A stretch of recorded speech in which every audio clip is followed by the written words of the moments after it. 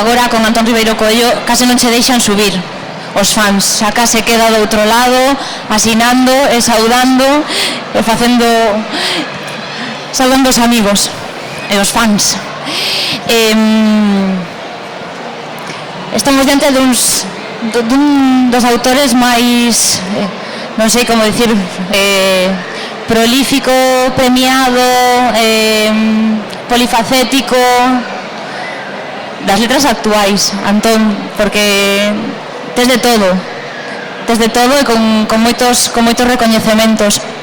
Agora en Cultural estamos presentando Acordes Náufragos, que é unha colección de relatos nacidos en épocas distintas, publicados en diferentes soportes e agora recollidos en Galaxia. Música, mar, naufraxios, un pouco todo o que alude xa desde o título, os Acordes Náufragos, unha colección de relatos, pero teñen ese denominador común, esa música de fondo, pois, con ese ton un poquinho melancólico e tamén tráxico, naufraxios de vida e naufraxios de mar hai aquí nestes contos. Sí, ben, boa tarde a todos e a todas. Sí, a verdade é que son relatos que corresponden, como xa digo, no linear pois a diferentes etapas da miña vida, unha etapa que lle chamo de formación, porque hai relatos algúns que teñen 20 anos case, pero que cando decidín facer estas colmas, sobre todo porque había algún relato que tivo certo éxito, como a canción de Sálvora na editorial fatalmente desaparecida, a Nosa Terra, pois fora un relato que tivera bastante éxito, entón eu quixen recuperalo porque desapareceu a editorial. Empecé a rebuscar entre a miña obra que estaba por aí publicada en diversos soportes e deime conta de que moitísimos dos meus relatos que aínda correspondían a diferentes épocas, casi todos tiñan ese denominador común do fantástico, da música, do naufraxio, increíblemente para un home como a min que son da línea de terra dentro, pois desa visión que temos casi un pouco utópica do mar, pois xurdían moitísimos relatos que non foron conscientemente feitos así, sino que correspondían a moitos anos e ao final, falando co meu editor, pois escollimos unha serie de relatos que todos eles están unidos por eso, por o máxico, fantástico, mesturado no cotián, pero tamén que teñen o denominador común do naufraxio tanto en vida como no mar, porque son seres marxinais, seres, digamos, que están a marxe de todo e que están tocados por esa parte melancólica tamén da vida, non? É verdade que transitas entre o real e o imaginario, moitas veces o imaginario é condición para que se desenvolvan feitos. No real, me lembro esa personaxe que de Valle Inclán ou abocando pois a aquela moza voadora, o seu mozo portugués non lle di a súa nai, mira, que boa, bueno, non pasa nada, ela acepta totalmente esa condición.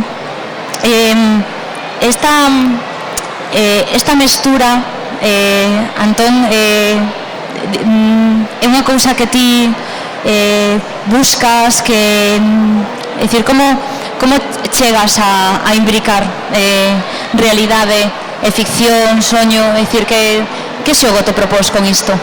Ben, a mí sempre me gustou vivir apegado á terra que habito.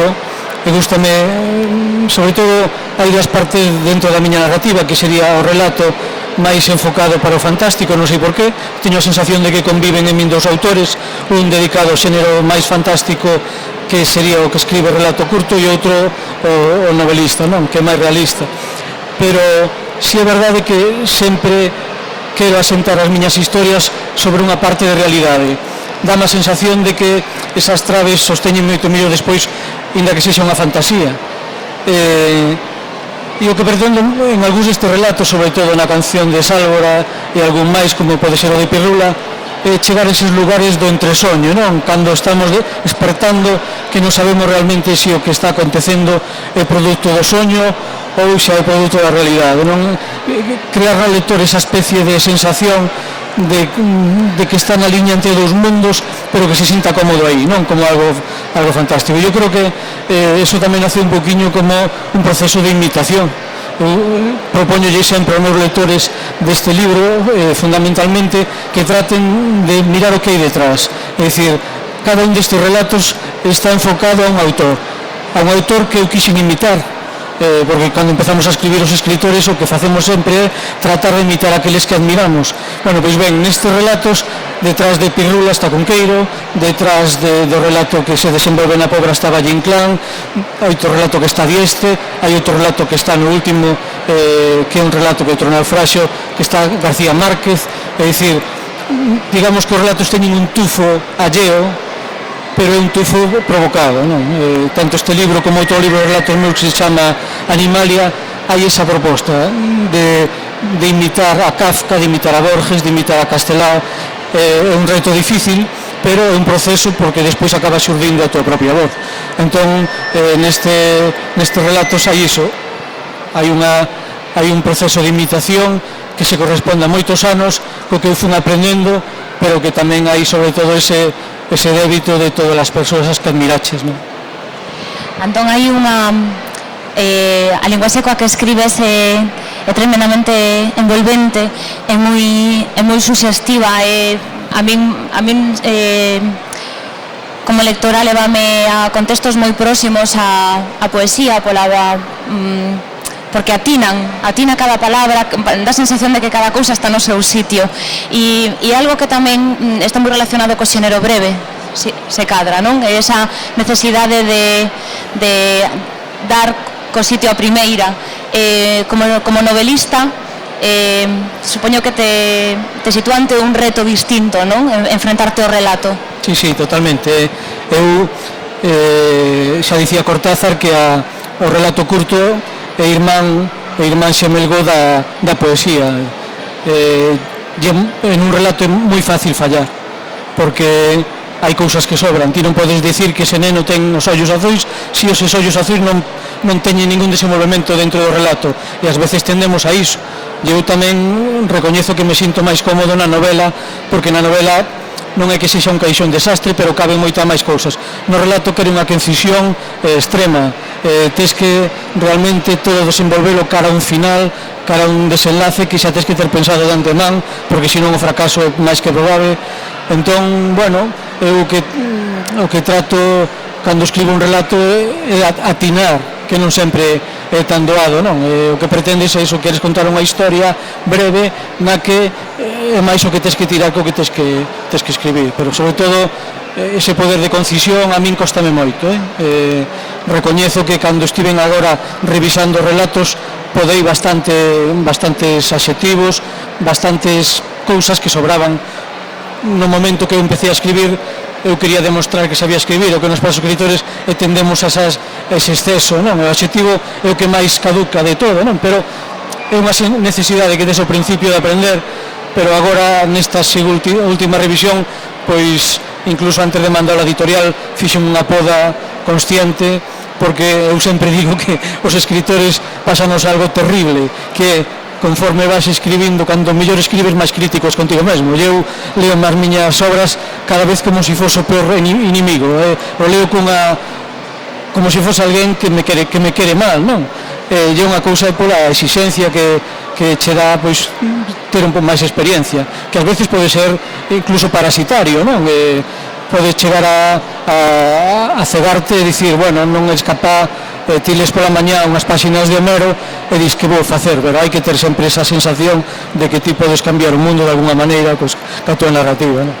Que notas, Antón, que te estás que camiñas cara a concisión ou cara a síntese cada vez máis cando escribes? Bueno, eso non o sei. Na novela eu teño tendencia a abusar, isto é unha autocrítica, non? Teño a abusar un poquinho da linguaxe, dos adxetivos, pero tamén é verdade que a miña ollada é unha ollada ca que teño que loitar tamén, eu comprendo que ás veces a concisión é fundamental, pero tamén me gusta que a literatura teña certo verniz poético, non? Senón, eu si podo che dicir, no terceiro piso hai unha luz e ali pode estar o asasino, pero eu seguramente me dicir iso, que a mellor dicía Raymond Carver ou diría Richard Ford ou calquer escritor, estaría perfectamente dito. A miña maneira leva-me a dicir, pois unha luz arrastrou no cara ao terceiro andar, non? É dicir, son maneiras diferentes de velo que poden ser tan válidas unhas como as outras. Eu non vou dicir que determinados escritores que utilizan máis adxetivos e son mellores escritores que outros, ao contrario, ás veces non é necesario, pero tamén é verdade que temos a nosa linguaxe, o noso idioma particular que nos diferencia e que fai que o noso estilo ás veces pois sexa concreto e non sexa unha cousa que sexa de todo o mundo, que ainda que hai xente que di que o estilo que non se debe notar, que tamén pode ser verdade. Aproveito para lembrarvos que se queredes intervir, facerlle algunha pregunta a Antón, pois evidentemente hai un micro e estaremos encantados de que así o fagades. Se non, sigo eu, continuo. Ahora cando dicías que cada relato conectaba cun dos teus escritores admirados, ti falabas de Copia, pero iso dicíalo ti. Eu pensaba, cando lín Acordes, pensaba que resumían, en certo modo, en unha síntese moi somera, de moitas cousas que hai nos teus libros. Da escrita, que a mí me parece de pano bordado, de libros como Laura no deserto, de tirar de moitos fíos de vida, fíos cronolóxicos, fíos espaciais, de metaliteratura, tamén como un libro teu que a mí me fascinou, A Quinta de Saler, que me encantou, e tamén desa pegada da historia, efectivamente, por exemplo, das rulas de Bakunin. Non sei se agora vendo ti tamén o resultado, tamén te parece que un pouco un retrato a pequena escala dun universo literario. Pode ser, por exemplo, despois de estar publicado xa o libro, deime conta de que, por exemplo, a nena que ten esa relación con Valle Inclán tamén a ten Laura no deserto. Bueno, pois seguramente eses fíos que se dan en moitas das miñas obras acaban alimentando outras. Eu, casi todas estas historias están moi apegadas, como dicía, a terra que habito, sobre todo por os lugares polos que vou pasando. Por exemplo, está a parte de Ribeira, o afundimento Santa Isabel, porque cando escribín un libro que se chama Cartafol de Barbanza, pois a miña relación co Barbanza fíxose bastante forte, esa relación fixo que pois Esfinxe de Amaranto, Laura no deserto, o Cartafol de Barbanza, algúns dos meus libros se desenvolvesen ali. E por cada sitio que vou pasando sempre acaba aparecendo algo, de alguna maneira, pero eu creo que pola curiosidade e pola sensación de sentirme sempre máis a gusto naqueles territorios que coñezo, que non sempre é así, que ás veces teño ido a cidades e a países que non teño vivido, aínda que me din que os coñezo moi ben, pero as cidades están nos libros e no cine e moitas outras cousas. En este libro o que hai é moito, aínda que hai moita fantasía, hai moito da realidade tamén, non só o barco, a Toliña Pirrula, esta muller que levita, pois ten que ver con un toliño que había na aldea que andaba sempre agarrado ás paredes porque dicía, era un borrachiño que andaba sempre, dicía que se agarraba porque si se soltaba que voaba, levitaba. Bueno, pois unha vez desapareceu este toliño, non se sabía onde estaba, eu si sabía onde estaba, eu imaginábame que estaba no ceo, dai xurdiu o tema de Pirrula.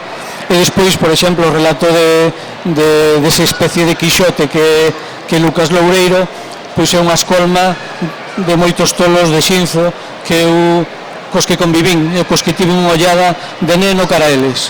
O meu pai era policía municipal e moitas veces traía a eses toliños cando facían algunha trasnada, os traían a casa. A miña nai puñase no ceo porque entraban a todas aquelas persoas e eu, sin embargo, quedame observando todas as súas historias esa persoa que torea, pois tamén había un toureiro en Xinzo que o pobre, teño aquí un veciño de Xinzo que o sabe perfectamente, non é que estuvese toliño, pero a verdade é que non estaba moi ben para coller sempre o capote, poñelo no cu, iba bastante borracho e casi sempre a vaca pois iba a lle dar ali. Había outro toliño que lle deu por pintar a estación de autobuses en Xinzo nun sitio determinado, estaba sempre pintando e puña ali bus, non sei se tiña realmente certa trato co do bar para que parasen ali os autobuses. Había outro toliño que atropelou un camión que lle vimos ali prácticamente os sesos e curiosamente sanou con ese golpe. Todo ese mundo de tolos que os hai en todos os lugares. Lo que pasa que nas cidades non tes ese contacto con eles, pero nas vilas é un contacto moi entrañable, pois acabaron formando parte de un relato que eu creo que para min é un dos mellores relatos do libro. E casi todas as cousas que acontecen, inda que son maravillosas, están moi pegadas a feitos históricos e a feitos da miña propia vida, vistos ca distorsión calidoscópica que pode ter un neno, non? E que despois co tempo acabas modificando ti tamén. Dicías que as cidades están nos libros, a historia tamén está nos libros, nos teus hai moita. Con que intención empregas a historia? Cale a tua vontade como escritor, cale? Tamén pode ser tamén que o feito de que as miñas novelas estén moi pegadas á historia, tamén como o ciclo vital nos levamos unha vida bastante itinerante, ata hai pouco a miña muller está no ensino, casi sempre cambiábamos de lugares, en casi todos os sitios nos que estiven sempre fixeme amigo de historiadores. Sempre me apeguei a eles. En Culleredo, por exemplo, teño un moi bo amigo, Carlos Pereira, que me pasou toda a documentación da época da Segunda República, da Guerra Civil relacionada con Culleredo, e dai xurdiu as rulas de Bakunin, con Laura no deserto. Bueno, pois tamén tiven certo apoio de algún historiador, pero eu creo que o que che dicía antes é por asentar de alguna maneira máis as miñas historias, o feito de mesturar personaxes de ficción con personaxes da vida real é realmente maravilloso, dalle máis solidez. Hai un poquinho, non sei se está por aquí, acabo de atopar un rapaz que veu para que lle firmase un libro de rulas de Bakunin, que resulta que a súa moza é tataraneta dun personaxe que eu pensei que era de ficción, e tuve agora que facer memoria que non era de ficción, que acontece nas rulas de Bakunin. Ás veces eu mesmo aconteceme iso, que co paso do tempo xa non sei se os personaxes das miñas novelas son personaxes realmente de ficción ou non, o cal non me importa, porque os escritores dotámonos tamén de memoria literaria. É verdade que na miña casa, as miña filla e a miña muller, cada vez que digo acordadevos de... E digo, iso non che pasou? E digo, pois eu que teño esa percepción de que me pasou. Pero é algo maravilloso que cando volves a un sitio, por exemplo, como me acontece a min, volvo a Culleredo, a zona onde se desenvolve a miña novela na Segunda República ou na guerra, na Guerra Civil, pois teño esa sensación de que entro nun espacio tamén que me pertence, de que eu tamén vivín esa época, non?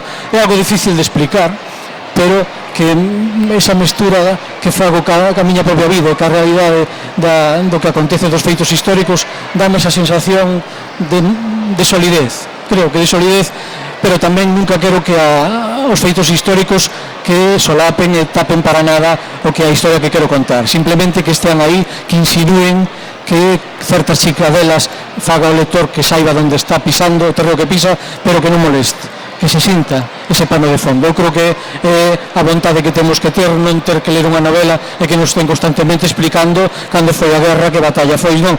Un detalle, simplemente unha batalla, un detalle de unha morte, un calquera cousa, pode ser suficiente para situar o feito. Eu creo que a sensación que teño cos meus libros de que parecen que son novelas históricas, pero non son.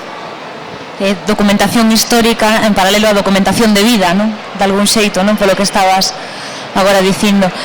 Antón, estes relatos xúntanse agora neste libro, pero xa estaban escritos.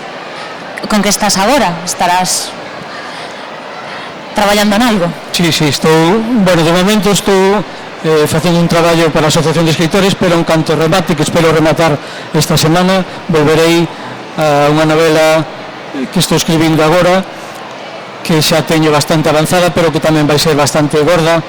Xa teño avisado os meus editores que se asenta máis na contemporaneidade, non, digamos que non me vou a esas épocas que non vivín. Desenvolvese en Santiago, e é unha novela da que estou moi convencido de que vai ser unha gran novela, porque creo que atine con a historia actual e ao mesmo tempo moi reflexiva, e bueno, espero non convén falar moito dela porque ás veces pasan cousas, pero está bastante avanzada e estou moi metido nela tamén. Pois ogalla que podamos ler axiña. Grazas a todos vos pola vosa atención. Antón, foi un placer conversar contigo esta tarde no Culturgal. Moitas grazas. Gracias a ti.